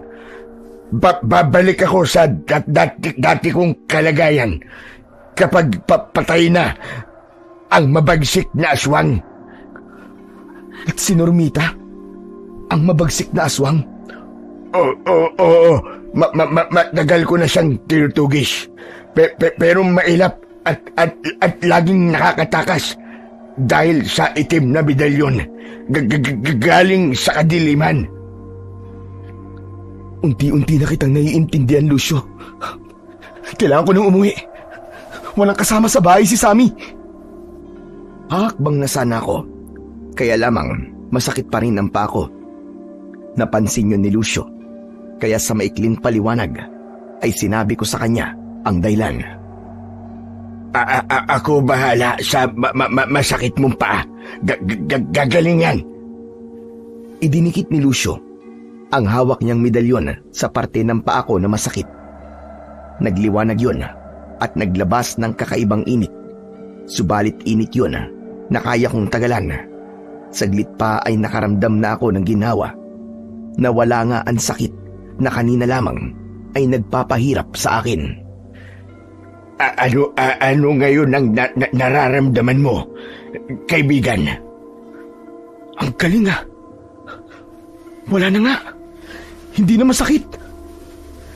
Lalo ngayong nadagdagan ang paniniwala ko na si Lucio ang nagsasabi ng totoo at hindi ang matandang babae na si Aling Normita. Niyaya ko na si Lucio upang samahan niya akong umuwi dahil nag-aalala ko sa anak kong si Sammy. Abot-abot ang kaba na nararamdaman ko nang makarating ako sa aming bahay. Ilang ulit ang ginawa kong pagtawag sa anak ko, kaya lamang walang sumasagot. Pumasok ako sa loob ng kwarto. Wala roon si Sammy. Nawawala siya, Lucio. Nasaan kaya si Sammy? Diyos ko, wag naman sana. Bakit? May alam ka ba kung nasan siya? Hindi na nasagot pa ni Lucio ang tanong ko sa kanya. Narinig ko na tinatawag ako ni Apo Albino na nasa labas ng bahay. Kaya lumabas kami para harapin siya. Mabutit narito ka na, Rading. Meron kang dapat malaman. Ano po yun, Apo Albino? Kanina, nakita ko na umalis ang anak mo. May kasama siya. Sino po? Ang matandang babae. Si Normita. Siya ang kasama ni Sammy. Tama ang kutob ko. Si Normita nga ang kumuha kay Sammy. Kinabahan ako nang makita kong kasama niya si Sammy. Tinanong ko ang bata kung saan pupunta. Ang sabi niya, may pupuntahan lang sila at wala akong dapat ikabahala dahil ligtas siya sa kanyang lola Normita. Yun ang sabi niya sa akin. Hindi maaari. Nilinlang niya si Sammy. Pinaniwala sa panluloko. Rading, may kutob akong delikado siya sa matandang babaeng yon. Anong gagawin natin? Lucio, paano si Sammy? Huwag kang mag-alala. Babawiin natin si Sammy kay Normita. Dapat kumilos na kagad tayo. Baka gawan niya ng masama ang kaibigan ko. Iniwan na namin si Apo Albino. Naging sunod-sunuran ako kay Lucio sa kanyang gagawin dahil ipinauubaya ko na sa kanya ang magiging kaligtasan ni Sammy. Ngayon ay nabuo na sa isipan ko na si Lucio ang tunay na tagapagligtas at maaasahan ko. Siya ang manunugis na kalaban ng mga aswang. At si Normita, siya ang mapagpanggap na kampon ng kadiliman.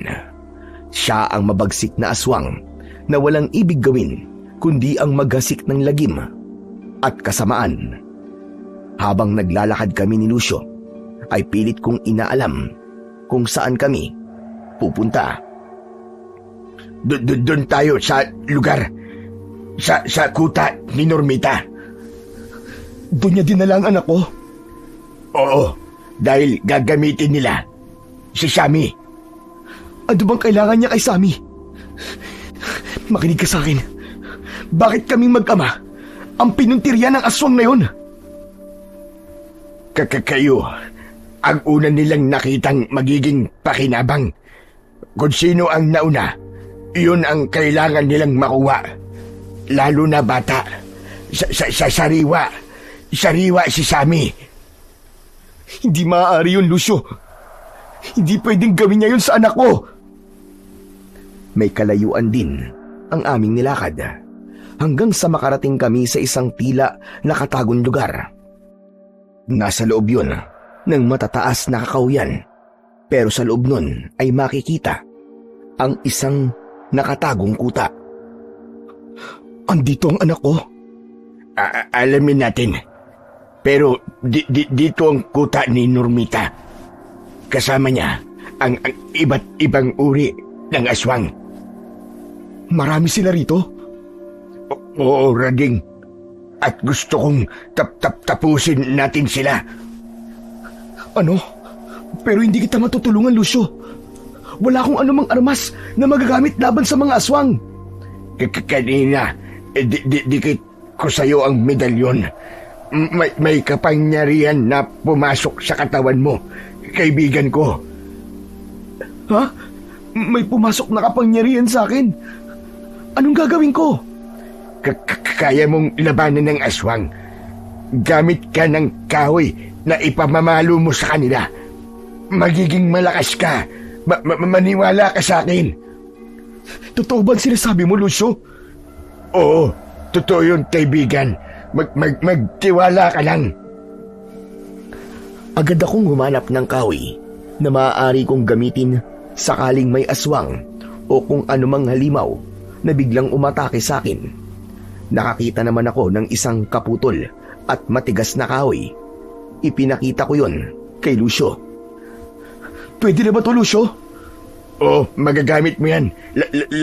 Laban sa mga aswang. Nag-uusap kami ni Lucio nang bigla kaming nakarinig ng malakas na ugong sa aming paligid. Napatakip ako sa aking tenga dahil masakit sa pandinig ang ugong na yon. Ano nangyayari, Lucio? Bakit may malakas na ugong ako naririnig? Nalaman nila may ibang nilalang dito. Kaya anumang oras sasalakay ang mga aswang na nandito. Huwag kang matakot.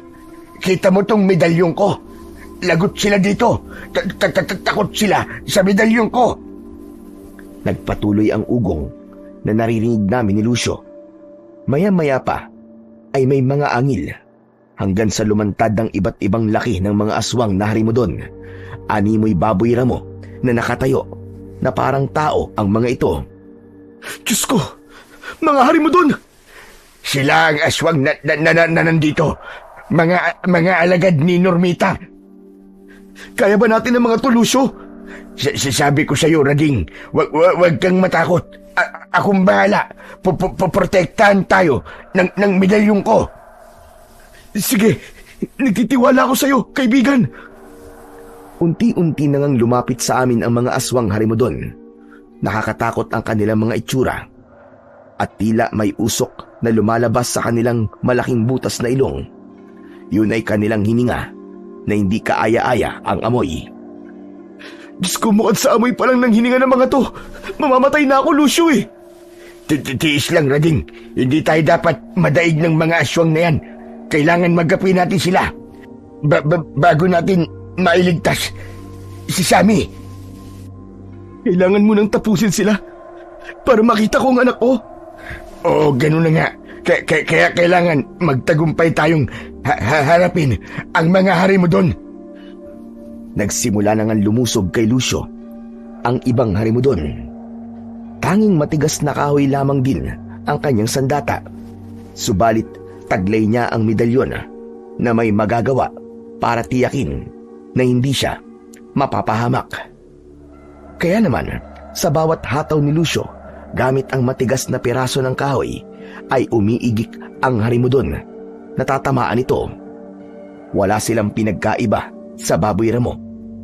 Nakakatayo nga lang ang mga aswang na harimudon. Hindi kami magpapatalo sa inyo. Dapat na kayong malipol. Mabilis kong kumilos ang mga aswang na harimudon. Subalit nasasabayan yon ni Lucio. Nalibang ako sa panunood kay Lucio kung paano niya hinaharap ang mga aswang. Hindi ko napansin na mula sa aking gawing likuran ay merong umatake sa akin. Salamat na lamang at napalingon ako, kaya nailagan ko ang pagdaluhong ng aswang. Diyos ko, muntik na ako ron ah. Maigi na lamang nakita ko kagad. Napansin pala ni Lucio ang ginawang pag-atake sa akin ng halimaw, kaya nag-aalala siyang nagtanong sa akin. Pero okay lang ako, wala siyang dapat na ikabahala. Sabi ko nga, Lucio eh, kaya natin. Kaya wala kang dapat ipag-alala. Doblehin mo ang pag-iingat, Rading. Huwag ka magpapatalo. Nagpatuloy kami sa pakikipaglaban sa mga aswang harimudon. Tama ang mga sinabi sa akin ni Lucio, dahil habang nakikipaglaban ako, nararamdaman ko ang kakaibang lakas sa loob ko. Naisip kong galing yun sa medalyon na idinikit sa aking paa ni Lucio para gumaling ang pinsala sa aking paa. Hanggang napansin ko na lamang na nabawasan na ang mga harimudon na kanina lang ay hindi ko alam kung paano namin tatapusin ni Lucio. Konti na lang sila. Nakaandusay na ang ibang mga aswang. Tama ka, pero hindi pa yan talagang patay. Nangihina lamang ang mga yan. Bumabawi ng kanilang lakas. Kaya dapat ko nang gamitin ang kapangyarihan ng aking medalyon. Inuwa ni Lucio sa bulsa ang kanyang medalyon. Itinaas niya yon at naglabas ng liwanag. Mula sa liwanag ay tila may maliliit na kidlat na tumatama sa katawan ng mga aswang na nakahandusay. Sa bawat pagtama ng maliliit na kidlat sa katawan ng mga harimudon ay napapaigdad ang mga ito. Tama nga pala si Lucio. Hindi pa sila ganap na namamatay. Pero sa pagtama sa kanila ng tila maliliit na kidlat, ay tiyak matutuluyan na sila. Matatapos na ang paghahasik nila ng kasamaan. Nang ganap ng maubos ang mga harimudon na naroon, ay narinig ko naman ang sigaw ni Sammy. Tinatawag niya ang pangalan ko. Humihingi ng tulong ang anak ko. Boses nga yun ni Sammy. Nasaan ang anak ko? Ililigtas natin siya. Tiyak, ilalabas nila si Sammy. Saglit pa, ay inilabas nga ni Normita ang anak ko. Nakagapos ang kamay nito at may takip ang mga mata. Sammy, anak! Hayop ka nung ginawa mo sa anak ko, Normita! Napakasama mo! Akala ko pa naman mabuti ka. Hindi pala! Kundi mapagpanggap kang demonyo ka! Hangal ka, Rading! Oto-oto! Madaling maniwala! Ngayon, bistado na ang tunay mong kulay, Normita. Tay!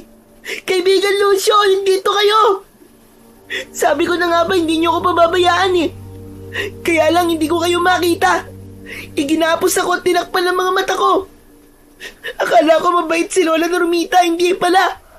Masama siya! Dahil isa siyang aswang, Sami. Pero hindi kanya maaaring gawa ng masama. At lalong hindi kanya pwedeng saktan. Yan ang akala mo, Lucio. Kaya kong gawin ang kahit na ano sa batang ito. Wag! Wag, Normita!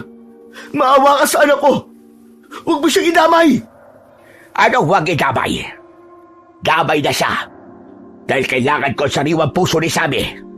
Kailangan ko ang dugo mula sa kanyang puso para sa aking medalyon. Palyado na ito. Dahil hindi na nabubuhusan ng sariwang dugo mula sa isang paslit. Kaya naman, dugo ni Sami ang magpapalakas ng kapangyarihan ng aking medalyon na bigay ng pinuno ng kadiliman. Ayoko! Hindi pwede yun! Huwag ang dugo ko! Huwag kang maingay dyan, bata. At wala ka na magagawa. Dahil mangyayari ang anumang gustuhin ko. Yan ang wag na wag mong gagawin. Dahil hindi rin ako magdadalawang isip. Natapusin kita ng tuluyan.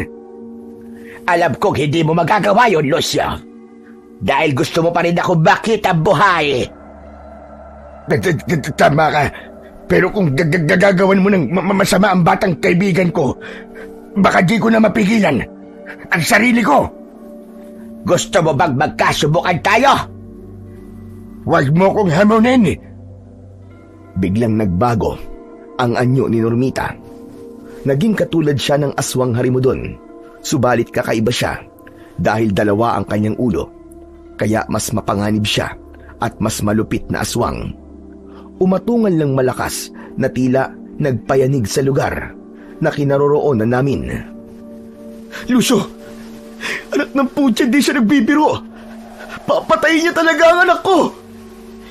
Ako ang bahala, kaibigan. Sinakal ni Normita si Sami. Hindi naman nakakilos ang anak ko dahil nanatiling may takip ang kanyang mga mata, kaya hindi niya nakikita ang mga nangyayari. Subalit nararamdaman niya ang nakakatakot na eksenang yun. Nanginginig na ang kanyang katawan. Huwag po! Maawa po kayo sa akin! Huwag! Ang sabi ko, wag mong sasaktan ang kaibigan ko. Hindi mo ko maaaring utosan.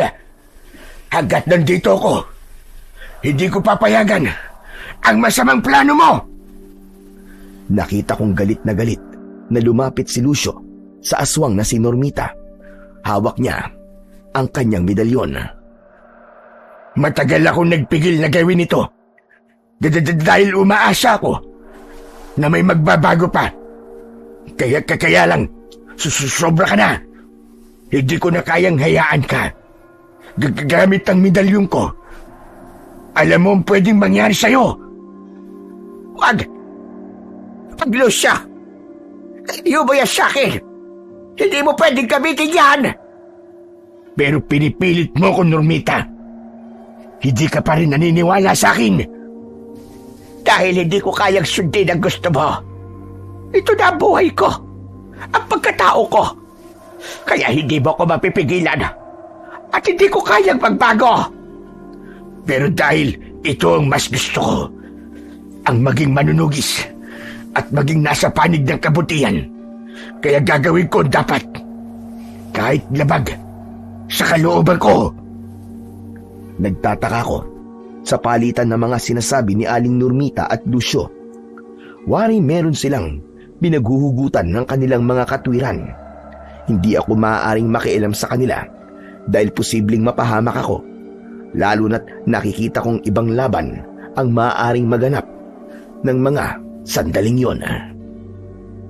Dahil ayaw magpaawat ni Aling Normita, hindi niya binibitiwan ang aking anak, kaya ganap nang lumapit si Lucio sa harimudon na may dalawang ulo. Siya ang uri ng aswang na taglay ang kabagsikan dahil sa pagkakaroon nito ng dalawang ulo. Minsan pa'y itinaas ni Lucio ang kanyang medalyon, subalit itinaas din ng harimudon ang itim na medalyon. Nagsimula nang maglabas ng maliliit na tila kidlat ang medalyon ni Lucio, ngunit ang mga ito ay nahahadlangan ng hawak namang medalyon ng harimudon. Sa medalyong itim, tumatama ang maliliit na kidlat. Sayang lang ang pagod mo, Lucio. Hinihigop lang ng aking medalyon ang maliliit na kidlat na inilalabas ng medalyon mo. Maghintay ka lang. Makikita mo rin ang hinahanap mo. Paulit-ulit na sinasalo ng medalyon ng aswang ang maliliit na kidlat. Subalit dahil sa ganung pangyayari, unti-unting nagkaroon ng lamat ang medalyon ng aswang. Hindi na nito kinaya ang puwersa ng medalyon ni Lucio hanggang sa ganap ng mabasag ang medalyong itim na tangan ng aswang. Tuluyan na rin niya itong nabitiwan. Hindi! Hindi ito maaari! Kasunod ng pangyayaring yun ay sa katawan na ng aswang tumatama ang maliliit na kidlat na nagmumula sa medalyon ni Lucio. Maraming maliliit at matatalim na kidlat ang tumatama sa katawan ng aswang. Nagwala ito at umaangil. Nahihirapan at nasasaktan sa pagpasok ng enerhiya sa kanyang katawan hanggang sa patuloy na ito sa panghihina at bumagsak sa lupa. Sa pagbagsak nito ay kasunod ang pagbabago ng anyo ng harimudon na may 2 ulo. Bumalik ito sa dating itsura, sa pagiging tao, sa anyo ni Aling Normita. Hindi ko mawari, subalit sa halip na magdiwang si Lucio, dahil nagtagumpay siya, lungkot ang nakita ko sa kanya. Meron ding luha na nangingilid sa kanyang mga mata. Una kong nilapitan ang anak kong si Sammy. Inalis ko ang kanyang tali at takip sa mata. Tay, ano po ba nangyari? Hindi ko po nakita dahil may takip po ang mga mata ko eh. Iniligtas ka ni Lucio, anak. Muli ay tinulungan ka ng kaibigan natin. Maraming salamat, Lucio. Talagang tunay kang kaibigan. Utang ko uli ang buhay ko sa'yo. Ginawa ko lang ang tama. At tinupad ko lang ang gampanin ng isang manunugis. Bakit ka malungkot? Natalo mo mabagsik na aswang si Aling Normita. Normita, hindi ko man gustong gawin yan sa'yo. Pero hindi ko kayang hayaan ka para patayin ang mga taong mahalaga sa akin.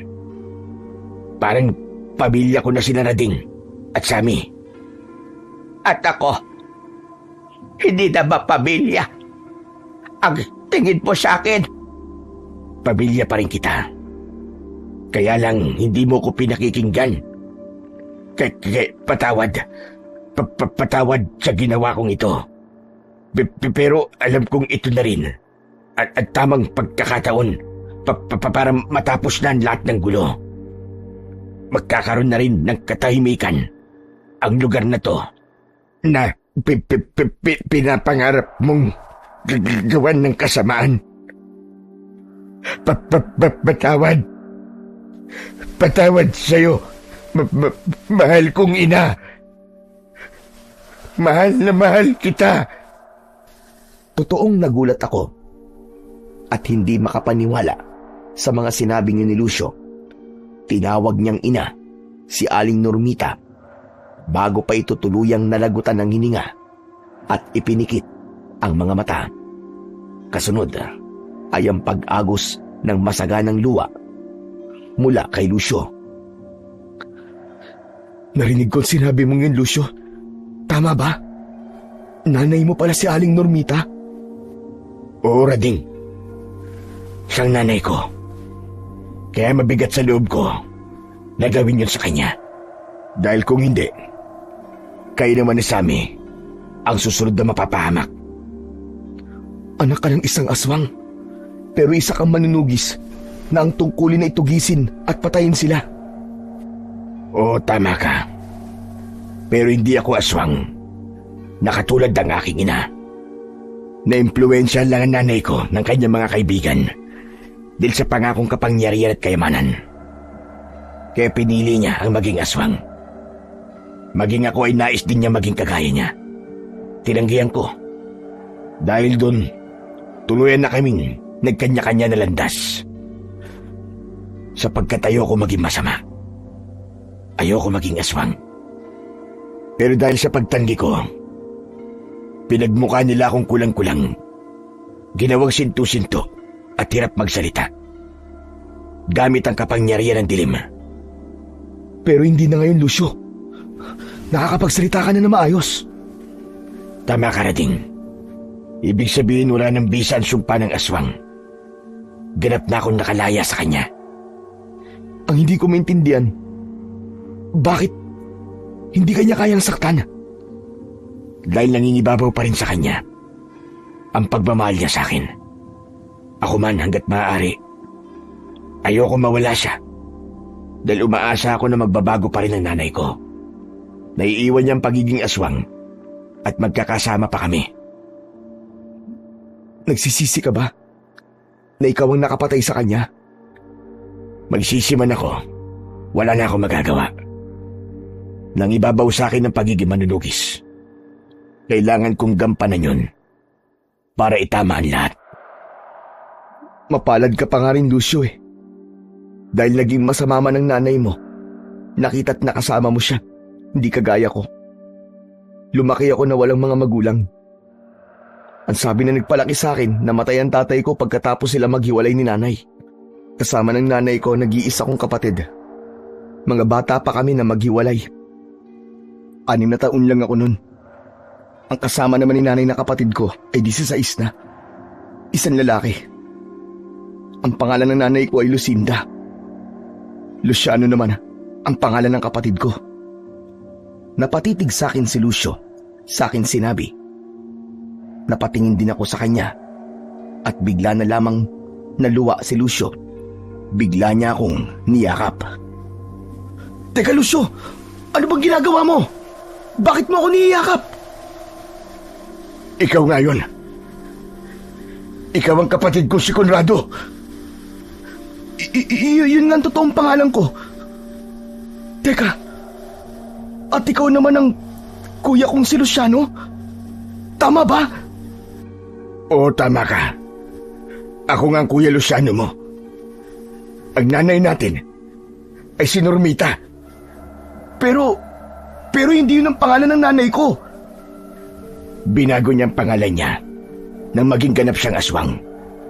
Mula sa pangalang Lucinda, ginawa niyang Normita bilang bagong nilalang. Mga kauri niyang aswang ang nagpangalan sa kanya. Diyos ko, sana pala nalaman ko agad ng maaga. Baka sakali na napagbago pa natin ang isip ni nanay. Hindi na mangyayari yun dahil lubusan na siyang naging alipin ng kasamaan. Ang importante ay nagkita tayong dalawa. Kahit hindi na natin makakasama pa si nanay.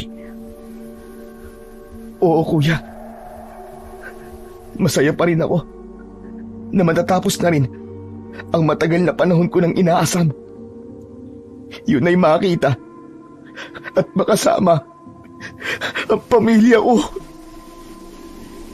Minsan pa'y maigpit na yakap ang namagitan sa aming magkapatid.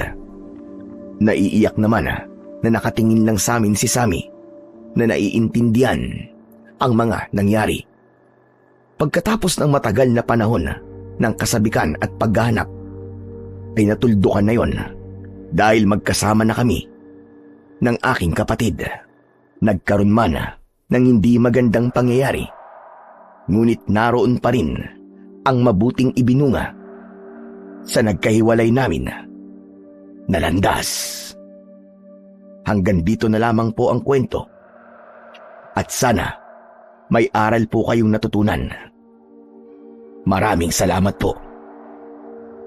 May pagkakataong pinaglalayo ang pamilya sa iba't ibang kadahilanan, subalit gumagawa din ng paraan ang tadhana upang muli silang pagtagpuin, basta't umasa at magtiwala sa pagdating ng tamang pagkakataon sa nakatakdang panahon. Maraming salamat po sa inyong pakikinig.